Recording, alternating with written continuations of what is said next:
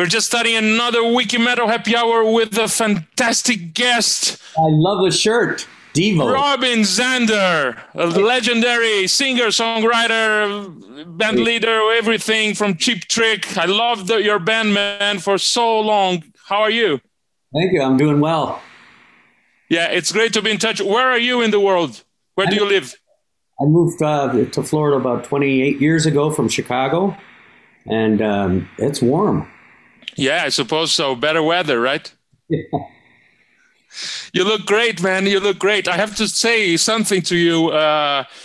Many artists or bands from your generation don't want to keep recording new stuff, or some have lost their voices. What happened to you? Because you keep releasing fantastic albums, fantastic music, and your voice still sounds incredible, man. How can you do it? Well, thank you. I appreciate that. But you got to remember, this album was made about a year and a half ago. That's when we started recording, and we were coming fresh off a tour, so I was in pretty good shape when we did the record physically. Now we've had a year off, and I can barely speak. Yeah, and this album is great, In Another World, and I mean, how was it? Did you start recording? You just said it, but did you finish recording while the pandemic was already happening, or before that started? We finished before the pandemic started, but I think the sentiment is pretty much the same. The pandemic put us in our homes and isolated, but the last 4 years in the United States have been there's been a major division in our country politically. So, I mean, those two things are similar in some ways, and the album reflects that. But the virus, that had nothing to do with the lyric on the record. Yeah, and you chose to record another Lennon song, "Give Me Some Truth." It's beautiful, but you also recorded a fantastic cover of Cold Turkey on this album here. Yes. And you have I suppose a long story with Lennon. You also had albums recorded by Jack Douglas, who have worked with John Lennon for a long time. How did that start? I suppose you guys are Beatles fan. You did the tribute to the Sgt. Pepper's. George Martin. Sorry? George Martin produced a record of ours. Yeah, George. Yeah, I was going to ask you about that as well. Jeff Emmerich was the engineer on that, as well as the engineer live when we did the Sgt. Pepper stuff. No, there's always been a relationship there from the beginning. I mean, Jack Douglas produced our first record, and Bunny and Rick played on Double Fantasy, and of course we did the Sgt. Pepper around the country, and all that was, a lot of that, I should say, was just because we had a relationship with these people. And, I think Cheap Trick has a lot of influences besides the Beatles. But at the same time, we got to know some of these folks. So.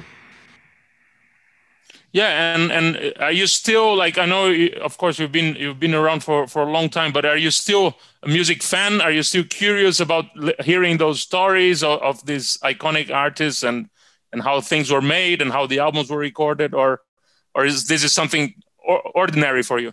Oh, well, I guess you could call it ordinary, because that's what we do. It's a small world out there, and we've gotten to know almost every rock band on the planet somehow or another, and and most of them are your fans.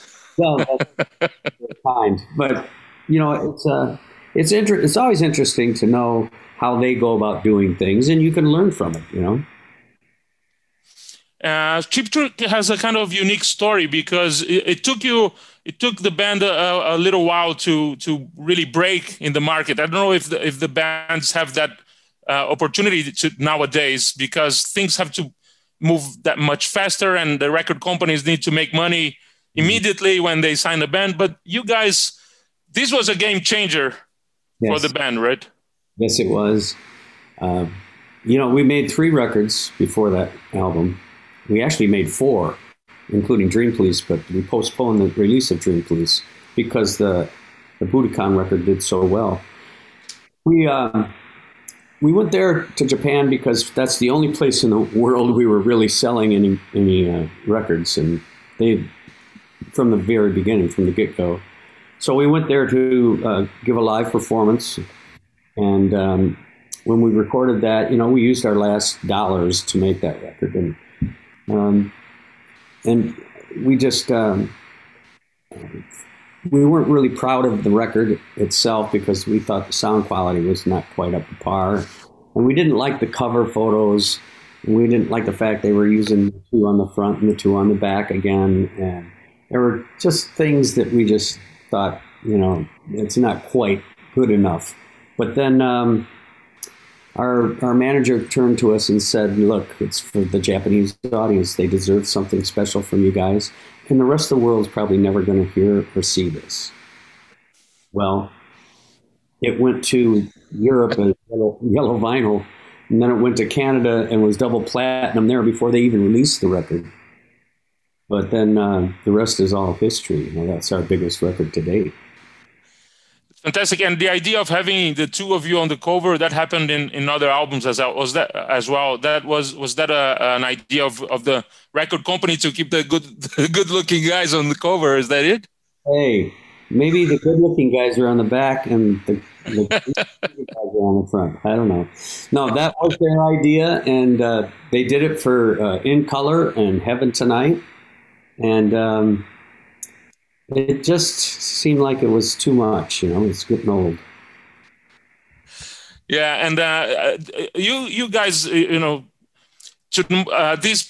interview is broadcasted on the 31st of April, and tomorrow is Cheap Trick Day. Hey, that's right. Cheap Trick Day, 1st of April. How did that start?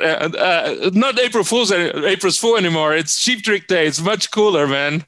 How did that start, and do you guys celebrate it? And is there a specific reason for that to happen on the 1st of April? It started because we have a lot of fans in Illinois, and the Illinois legislature decided to make it Cheap Trick Day. And, the rest is, that's it. They asked us if it was okay. We said, yay, yeah, sure, that'd be great.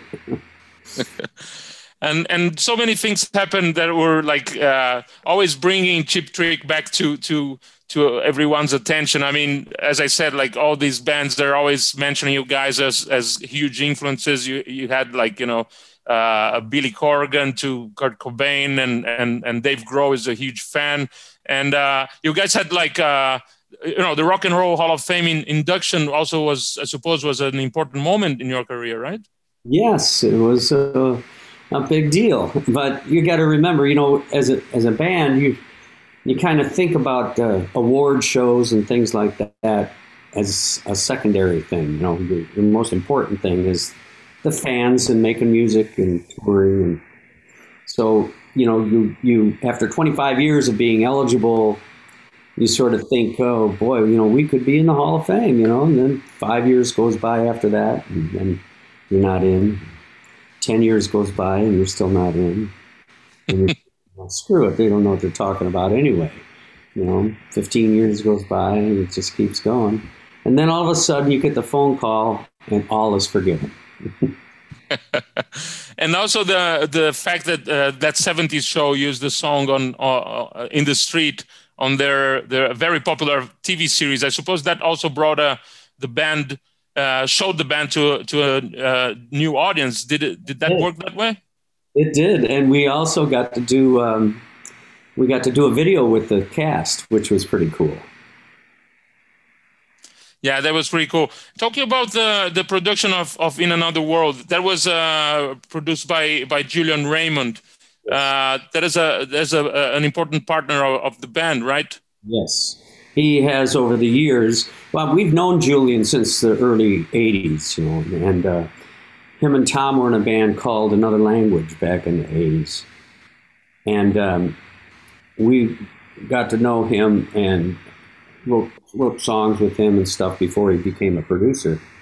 But when we were looking around for a producer for that album, Rockford, and Julian came on board with that album. And then after that, we just held on to him. and he became like a fifth member of the band. And you also recorded the album. Which album did you record at Sound City? Oh, that In Color. Was that a very interesting or different experience from other studios? Did it have anything special? Yeah, the roof leaked. What is the roof leak? Luckily, it doesn't rain much in California, but it did once, and the roof leaked right on top of the board. Really? Yeah. It needed some repair. While you're doing the album? Yes. And at the time, I think it was Rick Springfield's biggest fan was the girl at the front desk. And that's what I remember most about that studio. Do you remember the only time the band played in Brazil, if I'm not mistaken, was a few years ago at this festival where you replaced Leonard Skinner, and a lot of fans were saying when I told them that I was going to interview that, thank God they came. I mean, nothing against Leonard Skinner, but that was the only chance we had to see you live here. Well, how was that? How did that happen? Like I was saying before, it's a small world out there with the rock and roll, and we know all these bands because we played with them before. You know, we're the most famous opening act in the world, but we got to know these guys, and they called and asked us if we'd fill in for them because something happened that they couldn't make the show. And of course, we would do it if we didn't have anything else to do. So we thought, yeah, we've never been to Brazil, and let's do it because we have fans there too, and that's sort of how it happened. It's fantastic. Talking about when the band first appeared, like in the late 70s, is it fair to say, I mean, that you're like a response to what was happening in Britain? Because I see a parallel between those bands Slade or Mott the Hoople or the glam bands, and also use some kind of humor or the image or the suits. And you have, is it fair to say that? Or even Devo? I mean, Devo was same time that you guys were around, and I mean, of course, you are around. Thank God you're still around. But is it fair to say that you're the American response to glam rock in the UK? I think that's a good way to put it, yeah, because, we were influenced by that British invasion. It wasn't really glam rock in the beginning. Yeah. It was really the guitar bands and the pop bands, pop rock bands like the Beatles, the Stones, the Yardbirds, then the Animals, and then, of course, the Kinks, and then later the Who and Led Zeppelin and the Faces and Small Faces. Those bands came across the radio, and that's the thing that influenced me, made me want to pick up a guitar and write songs and be part of that scene. Yeah, that's fantastic. And well, it's so good to see you, Robin, and to know that Cheap Trick is releasing a new album, In Another World. Fantastic album. The singles are out already. There's a John Lennon cover of Give Me Some Truth. I have to say I'm a huge Lennon fan, and I love the covers. The version it's a version, not a cover. And Cold Turkey's version also amazing. It's very different from the original, right? Yeah, it was really my idea to do a slower pace, begins slower and. Well, I had listened to a bunch of Velvet Underground before we actually decided on how we were going to do that, and so I really liked that sort of eighth note chugging away on the acoustic, and so I thought, can't we use that in this song? And it worked great. Yeah, you just said that you the band opened for many other bands, and even the Kinks that you mentioned was one of the influences, and you played with the Kinks and so many others. Yes. How do you see that compared to what happens today? Is it possible to keep supporting new acts? Are there new acts coming that can be helped by, because everybody says that rock and roll is not that popular anymore, but if you go play a stadium, 50,000 people, 60,000 people, and how can that not be popular? And they see the top charting artists. Sometimes they don't sell as many tickets as the great rock act. So how do you see the rock scene in the world today? Well, I think it comes and goes. You know, it's sort of like when we started out, disco was king of the radio. Disco got so big in the Midwest that there wasn't room for some rock acts to even get on the radio. So some DJs took their disco records and burned them in the park. It was big. It was big news, and not that disco is terrible. All music to me is there's space for everybody, but I think it comes and goes. People, their tastes change, and right now it seems to be solo artists and image artists, I call them, that are more influential. Than rock bands right this moment. But there's plenty of rock out there. If you search for it, you can go see a rock band. I mean, it's just a matter of what your taste is and what you want to do. I suppose the technology and the social media also helps to spread these influencers and people that are not even able to sing or play, because the technology helps for them to record in the studio and also to perform live, right? Sure. And, money is a big part of, when you got to sell something, you pour your money into it, and it's right now the music is harder to sell than the image of a handsome boy or a beautiful girl. Looking back at everything you did and thinking about Cheap Trick as a iconic name in rock and roll history, where do you think Cheap Trick stands in the history of rock and roll? We stand up. We're still here. I don't know. This is what we've always done. We're musicians and songwriters, and we enjoy what we do. And we've always made music for ourselves, and just hope that the audience likes it. And we will continue to do so as long as there's still musical breath in our bodies. Fantastic, Robin Zander. Thank you so much for your time. It's such an honor and a privilege to be chatting with you. And we've been fans for such a long time of your band, and we really expect you to come whenever these things ends to play your own show. Maybe 1.5, 2, 3 hour shows here. We'll be there on the first row, and we'll be supporting In Another World coming up on the 9th of April, right? Yes, the 9th of April it comes out, and hopefully we're going to go to Australia, and we'll be there for a month. It'll be our first tour since the COVID. And then when we get back, hopefully we'll have some things sorted out, and COVID will have relaxed.